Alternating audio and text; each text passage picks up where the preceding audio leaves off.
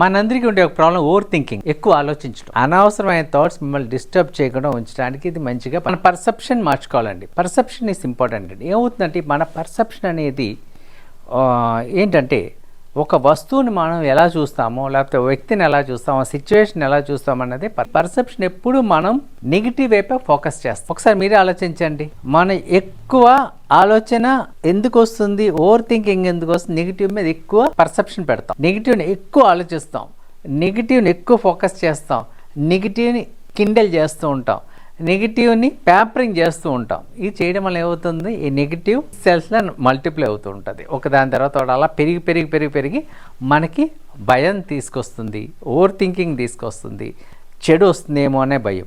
So అదే perception మనం తీసుకొచ్చి పాజిటివ్ మీద పెట్టండి. పాజిటివ్ మీద పెట్టినప్పుడు ఏమవుతుందంటే గ్రోత్ మైండ్ సెట్ స్టార్ట్ అవుతుంది. సో మన యొక్క పర్సెప్షన్ మార్చాలి, ఓవర్ థింకింగ్ తగ్గుతుంది.